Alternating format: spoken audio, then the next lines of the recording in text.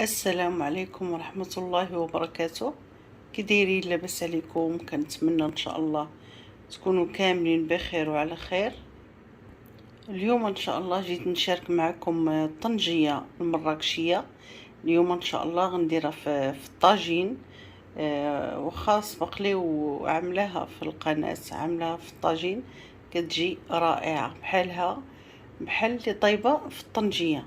نبداو على بركة الله. بالنسبة للمكونات، عندي هنا الكمون حبوب، عندي هنا تومة أو توم، عندي الحامض مصير أو الليمون المصبر، عندي هنا زيت الزيتون، عندي هنا ملعقة صغيرة سمن، عندي هنا الزعفران الحر.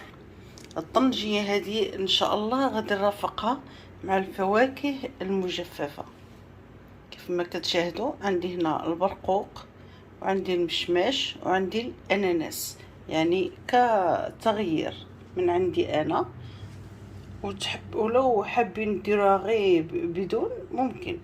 المهم هنا عندي اللحم كيف ما كتشاهدوا، لحم غنم او البقري. انا هنا عندي لحم العجل. بالنسبه للملح ما حضراش معنا عشان عندي هنا الحامض مصير ملح مالح، هذا عاملاه هنا في الدار عندي هنا. وعندي السمن مالح، يعني هنا كنلغيو الملح. مادام كاين الحامض مصير مالح كنلغيو الملح حتى كنذوقوا لا خاصها الملح كنزيدوها. نبداو بسم الله. نضيفو في العطريه،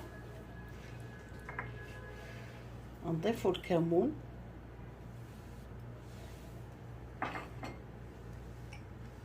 الثومه،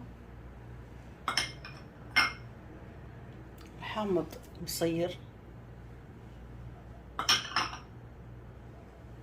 الزعفران الحر،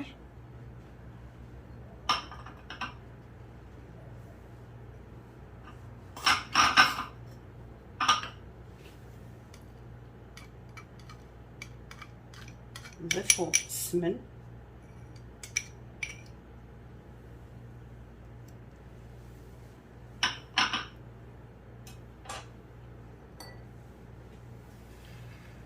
زيت الزيتون، وممكن تضيفوا غير زيت عادي.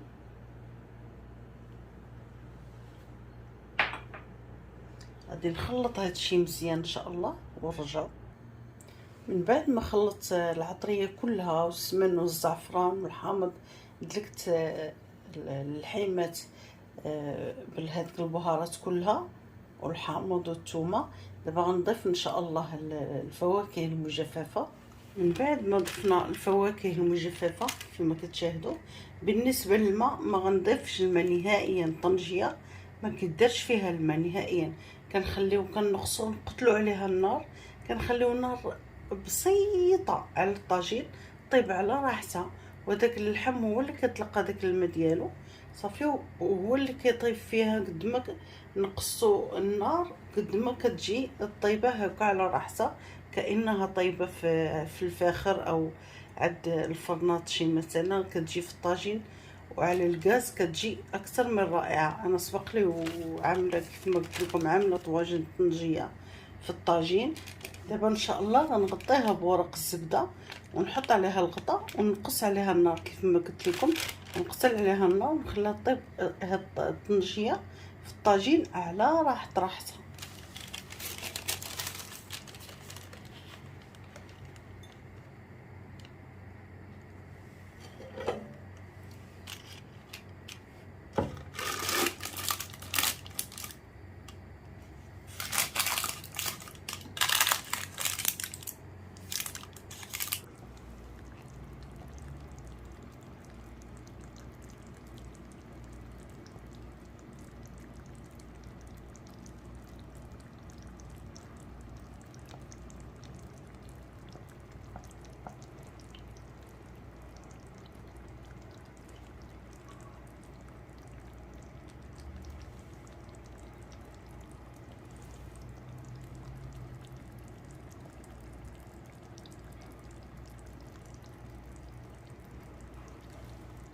الطاجين من بعد موجد او الطنجيه اللي عملنا اليوم في طاجين بالفواكه المجففه كيف ما كتشاهدوا. كيجي على هذا الشكل هذا، كيجي طاجين من داكشي الرفيع، طنجيه في الطاجين روعه.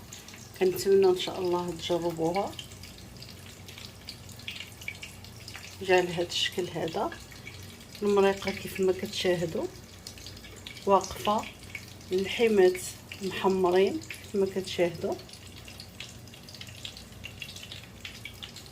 كنتمنى ان شاء الله تجربوه، ومن كتردوا الطاجين وكتنقصوا عليه الماء كتبقاو مره تراقبوه وتعريوه هكا، تحركوه، تديوه تجيبوه هكا، تحركوا هكا الطاجين وتراقبوه، وتعاودوا ترجعوه ثاني، تغطيوه وترجعوه كيف ما كيحركوا الطنجيه.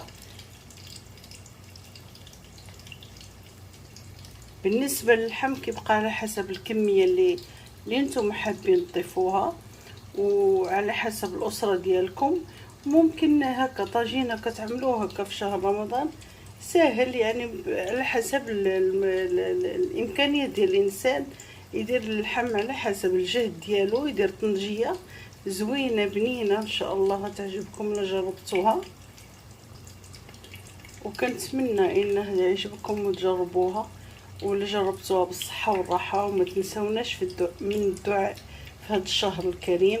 كنتمنى ان شاء الله من ربي الكريم نشوفكم في فيديو جديد، ومع السلامه.